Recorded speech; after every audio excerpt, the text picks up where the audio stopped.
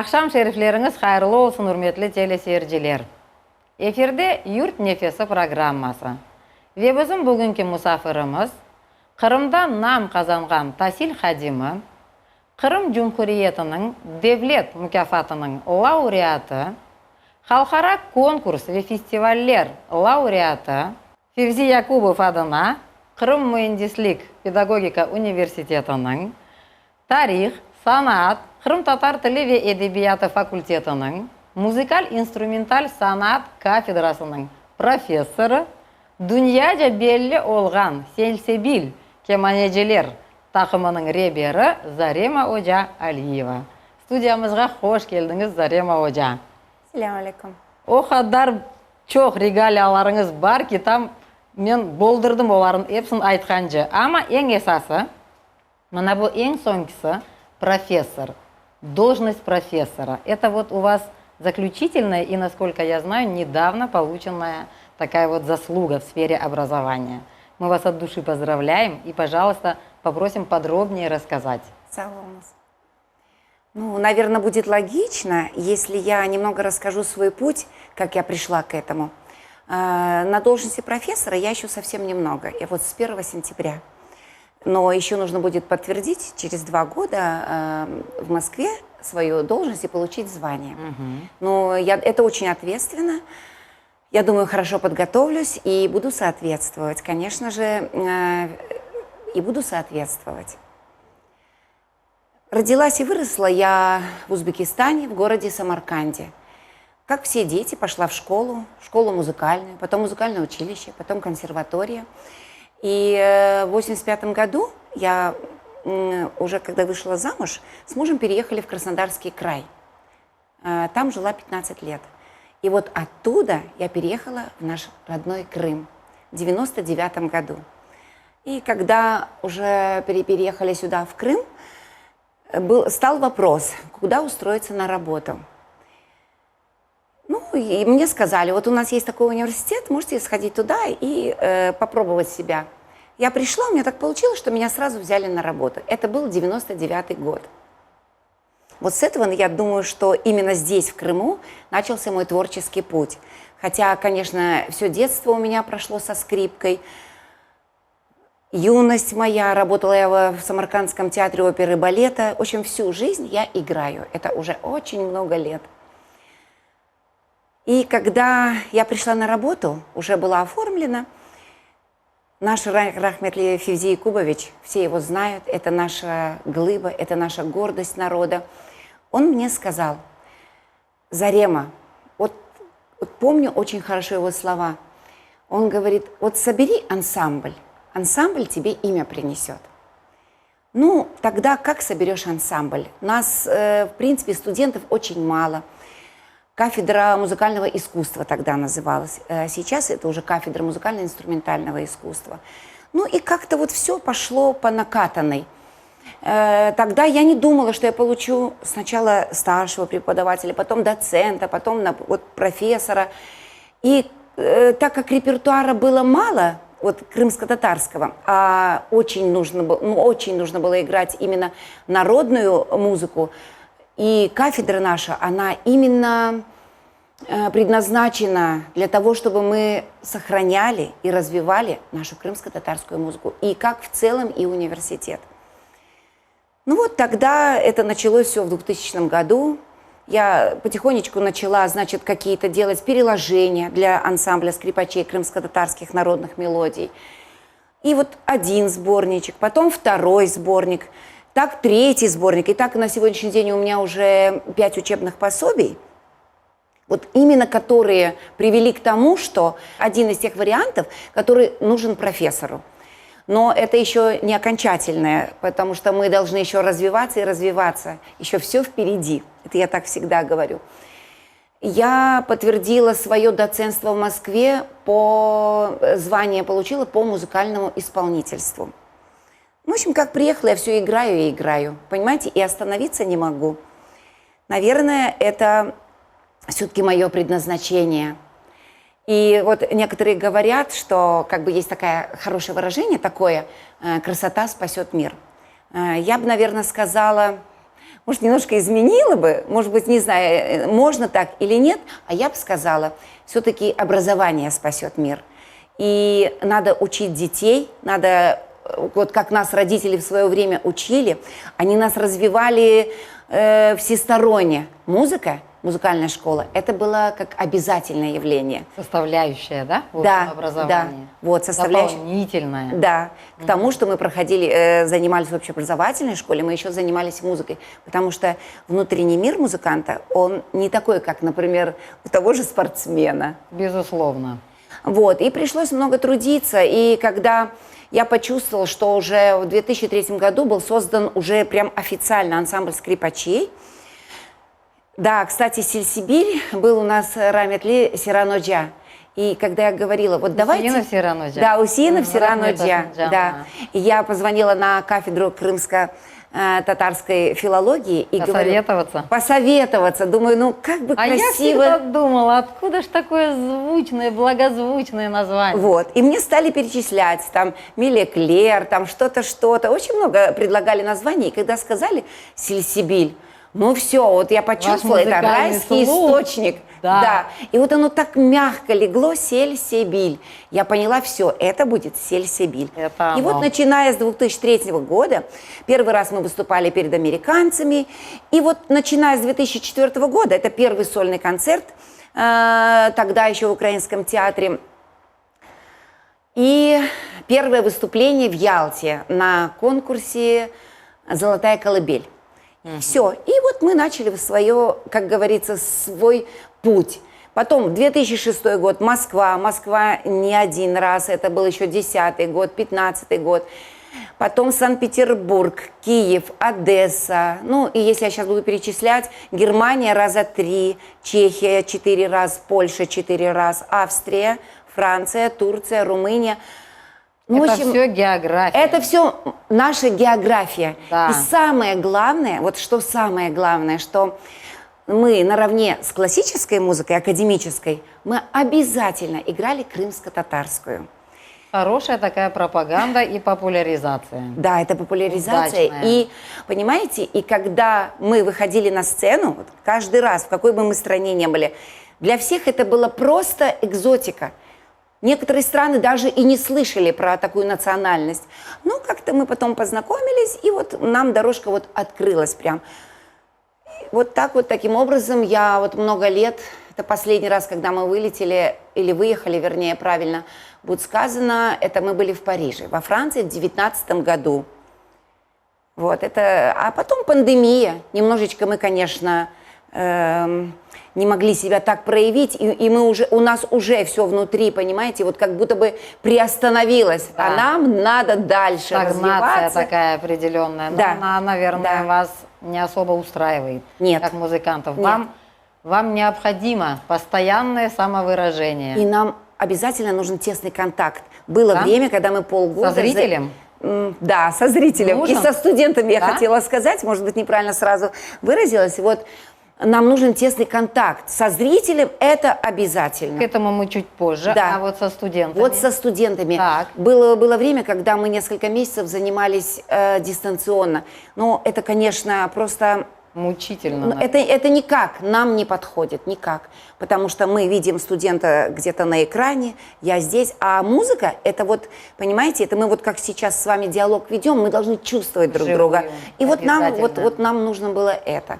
Сегодня уже, я думаю, реалии изменились, и вы уже имеете возможность оффлайн работы со студентами. Да, на сегодняшний день уже все немного стало проще, очень много вакцинированных. И как бы на это, наверное, все-таки стали проще смотреть. Потому что если раньше не воспринимали, что да, вот это вот, понимаете, вот эта гигиена, она вообще-то всегда должна была присутствовать. Ну да. Но сейчас это так обострилось, и теперь уже все знают, прежде чем войти, надо одеть маску, надо продезинфицировать руки. Мы иногда даже бывает такое, что приходит студент, и я чувствую, что он, допустим, в не очень хорошей форме, даже иногда приходится, может быть, и отпускать. Вот. На сегодняшний день, конечно, много студентов, очень много поступающих. Что вы можете вот об вашей образовательной программе сказать? Да. Вы же набираете по классу скрипка.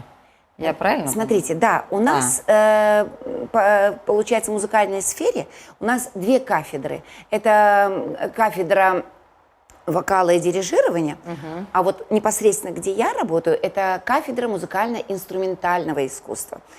Мы делаем набор. В этом году мы очень хорошо выполнили план набора. Вообще в первой Конкурс волне. был хороший у вас? Набор? На одно место, да. Ну, вы знаете, у нас уже, может быть, конкурс был, да. Но так как, вот, например, я знаю уже заранее своих студентов, которые будут поступать. Каким образом вам это удается? Я скажу. Да, поделитесь. Вот, например, я очень часто сижу в жюри в конкурсах, имею связь со всеми музыкальными школами Крыма, потому что уже очень много у меня было выпускников, которые работают практически во всех музыкальных школах Крыма. Это Судак, Белогорск, ну, Октябрьская, Гвардейская, в Симферополе, Алушта, ну, практически везде. И точно так же в академическом театре 12 скрипачей моих работают, в Крымско-татарском театре. И вот, понимаете, и это дает свои плоды. Вот, например, если уже в следующем году студент хочет поступать, они за год уже, да, я уже знаю, потому что они приходят, советуются, какую программу играть, и я уже знаю, что они будут. Я, может быть, их даже как-то и подготавливаю. Курируете этот процесс? Курирую, да, курирую. Однозначно. Какие-то консультации даю. И вот таким образом, например, на 15 бюджетных мест в этом году у меня 4 скрипача. А остальные, у нас же не только скрипка, у нас духовые инструменты, народные инструменты. И таким образом вот мы, получается, наполняем из 15 бюджетных мест. Ага, вот. у вас, Ну, и заочников сборная. здесь. Да, у нас вот, ну, пока таким образом, пока у нас нет, чтобы была, например, кафедра струнных инструментов, кафедра духовых, кафедра Это в народных. будущем, я думаю. В будущем, я думаю, потому что мечта кафедры – это открыть фольклорное направление. Обязательно. Это просто необходимо, Да. просто необходимо. Ну, специалистов нет, понимаете? Может быть, кто-то, наша молодежь, где-то выучится в Турции, не знаю, в Румынии, и приедут. И я думаю, Ахмет Олса, рано или поздно это у нас должно произойти. Говоря вот о вашей профессиональной деятельности, зная о том, что скрипка – это королева инструментов, ну, у меня, как у обывателя в хорошем смысле слова, рождается такой вопрос. Все ли, кто поступает на класс скрипки, заканчивают? Всем ли удается? Мне кажется, это наиболее сложный инструмент из всех существующих. Ну да, это очень хорошо. Это действительно истина, что скрипка – это царица. Но я вам скажу, если у меня 27 студентов, то, ну, может быть, человек 15, которые закончат точно. Может быть, закончат все, но не все станут… Однозначно. Однозначно, не все станут хорошими музыкантами. Но есть очень порядочно занимающиеся девочки, которые в будущем себя, даже закончив скрипку, могут работать в детском саду. Музыкальными работниками? Да, Да? музыкальными работниками в детском работниками. саду. Ну, это, мне кажется, самая приятная работа. Да, может быть. А вот такие, которые уже сильно, которые хорошо подготовленные, которые играют серьезные академические программы, вот они как раз-таки работают в оркестрах, преподают в музыкальных школах. Ну, даже некоторым удается и поработать в музыкальном училище.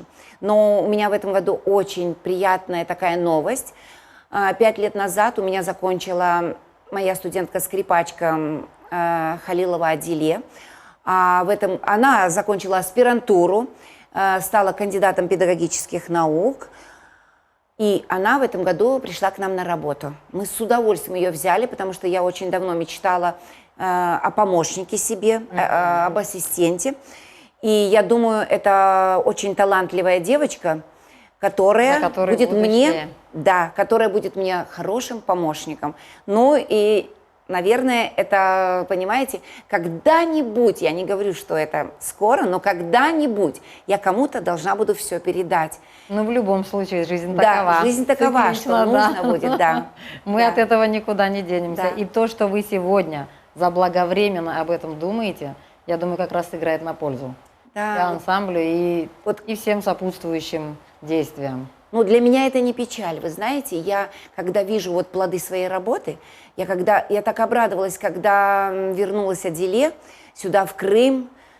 Она говорит, что это родное место, где и еще родной университет. И вот что она уже приехала состоявшаяся, еще, может быть, не набравшаяся опыта в работе, но она горит желанием, понимаете? Это очень-очень важно. Да, мне кажется, я понимаю, откуда у нее вот этот вот запал. Вы точно так же горите своим делом, и вы заражаете всех вокруг. Это невозможно находиться рядом с вами и не гореть так же. Это хорошо, что вам это удается. У вас, получается, и студенты такие же, да. Они вот, вспоминая вашу игру на сцене, я всегда, вот этот ваш контакт со зрителями, он действительно ощущается, то, как вы выкладываетесь. А как же вы вот формируете ансамбль? Либо вот он у вас сформирован, и из года в год вы работаете с одними студентами, ну, уже с выпускниками, или как это происходит? Вы знаете, это самое трудное, что есть вот я подозреваю, в моем что, ансамбле. да. Это действительно очень сложно. У вас же должна быть слаженная работа. Вы из года в год друг другу как-то прирабатываетесь. А как вы избегаете этих трудностей? Я скажу, как вам удается? Дело в том, что вот посчитайте, если в 2003 году был создан ансамбль скрипачей, 18-летие, то в этом году у нас совершеннолетие, да, вот 18 лет. Естественно, за 18 лет через ансамбль человек 50 прошло. Вот представьте, почти 20 лет назад, что могло произойти с теми девочками, которые начинали играть 18 лет назад? Они уже мамы. Они уже мамы, у них взрослые дети, уже давно дети занимаются. Возможно, и бабушки. Такое тоже можно допустить.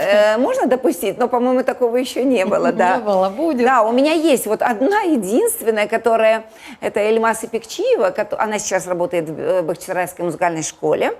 Вот она до сих пор играет. Вот представьте. Вот из тех ранних. Это именно... Первый состав. Да. Почти, ну, там чуть-чуть, с 2005, по-моему, или с 2004 года. Ну, вот почти с первого состава. А так вот каждый год, ну, каждый, может быть, не год, но каждые 5 лет обязательно. Вот только выпустился студент, но я никогда им не перекрываю дорогу. Вот у меня девочка в этом году поступила продолжать учиться, будет в Турции. Вот. И, вот понимаете, она уезжает, кто-то вышел замуж, там одна беременная, вторая с маленьким ребенком. Ну, это жизнь, понимаете, я так за них радуюсь.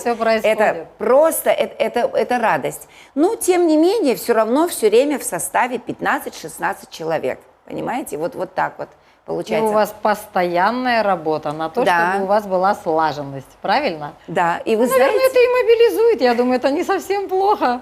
Ну, знаете, я еще хочу, может быть, не знаю, если будут смотреть передачу, мне хочется отметить всех моих, моих девочек, мужей, вот которые, мужья у них, понимаете, понимают, они нас, когда вот... Это очень важно. Когда жене, это очень важно. Я вспоминаю, очень нужно было концерт на сцене академического театра, очень надо было выступить. И вот приходит моя, значит, студентка бывшая, Илина, родила ребенка. И вот муж Айдер с ребенком на руках, а она на сцене. Понимаете, это очень важно. И практически так у всех. Удивительно. Ну, слушайте, это, то есть, такой образ жизни музыканта-профессионала, правильно? Да. И всячески они поддерживают, получается. Очень. У нас, учитывая менталитет нашего народа, мы должны отдельную благодарность этим мужьям выразить. Вот. Что вот вы и сделали, да? Да. Сагулангас, удачи вам. У вас действительно настолько сплоченный коллектив, вы горите своей работой, и это отрадно. Но когда вы понимаете, вот это вот понимание того, что вы можете студента взять в этот ансамбль, оно когда наступает? Это приблизительно какой курс? Вот мы же постоянно говорим об обновлении вашего состава. Вы не можете от этого отойти. И когда вы понимаете, что кого из студентов вы можете взять в следующий состав? Вот у нас по программе 2 раза в неделю проходит класс ансамбля. Он у нас есть в программе. Мы занимаемся, мы работаем и учим студентов именно академической музыки. То, что сельсибиль мы играем, это мы играем для народа, чтобы музыка была доступна всем. То, что вот я не могу, например, выставить скрипачей, а за спиной как будто бы звучит оркестр. Ну, это сейчас в современном мире минусовка называется. И вот мы играем. Но по программе у нас идет именно академическая музыка. И вот мы 2 раза в неделю, мы именно занимаемся этим. А когда уже вот на 2-м, на 3-м курсе я вижу, что студент уже раскрепощается, что его можно показать на сцене. Вывести Вот. в люди. Ну, немножко так звучит, конечно, но с другой стороны, может быть, это правильно. Вы знаете, прежде чем выйти на сцене где-то в городе, на уровне города или вообще поехать куда-то за границу, мы очень часто выступаем в университете у нас, благодаря всем всяким этим, благодаря всем конференциям, концертам, там, ко дню музыки, каким-то праздникам. И вы понимаете, вот это выступление, это очень хороший опыт. Они набираются опыта. Вот. А то, что мы уже продолжение, это сельсибиля, это уже, понимаете, музыка для народа. Мы уже просто живем для народа. Я так поняла, что дороги назад уже нет. Ни в коем случае. А программа академическая, это строго по семестрам. Там обязательно должна быть техническая программа, крупная форма, пьесы, ну и все, что положено. А вопрос репертуара, он как решается? Кто из вас занимается составлением того, что вы будете на концертах играть? Так, если это репертуар для сдачи экзаменов, то в основном даю я его, конечно. Но обязательно спрашиваю желание студента. Но вот, например, если я чувствую, что он технически слабый, значит, я стараюсь нагрузить этой программой, чтобы он развивался. Если, например, наоборот, у него получается, допустим, плохая вибрация или нет, вот у него не очень получается кантилена, я, конечно же, нагружаю более певучей программой, ну, чтобы было понятно, может быть, зрителям, вот медленные пьесы, и тогда они вот на этом воспитываются.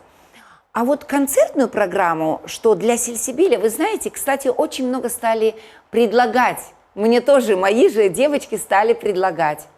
Очень часто. Сами предлагать. Да. То есть у вас это допустимо?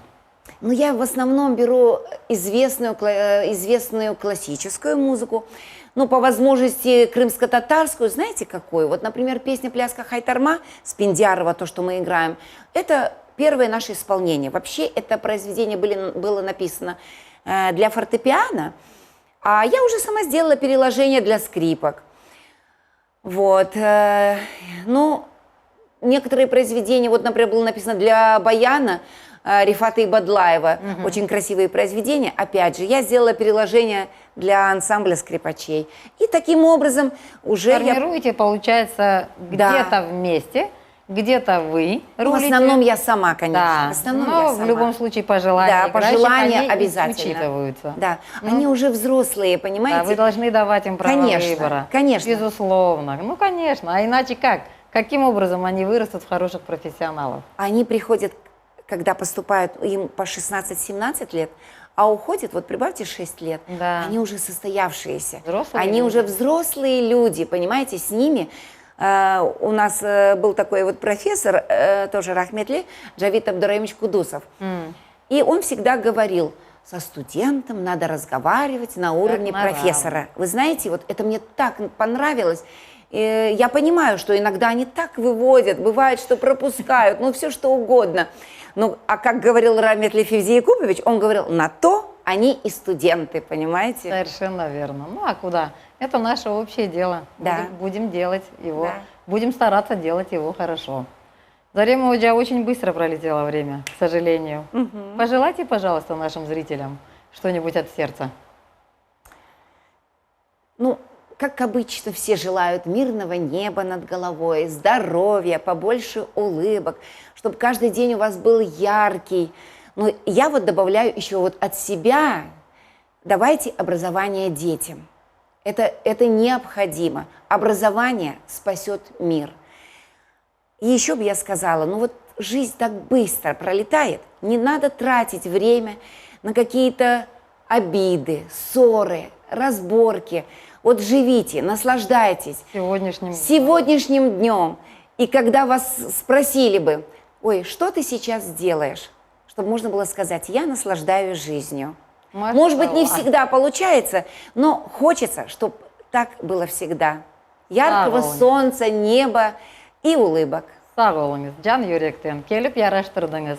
Bizler ise oz aramız, oz nevbetimizde sizge muvaffaqiyetler tileymiz işinizde. Daima da dünyaca belli olgan mına bu kemaneciler takımınızdan da dünya boyu yürmege tileymiz. İşlerinizge muvaffaqiyetler ve mutlaka ileride mına bu profesör unvanını tazdıklamak kısmetini tileymiz.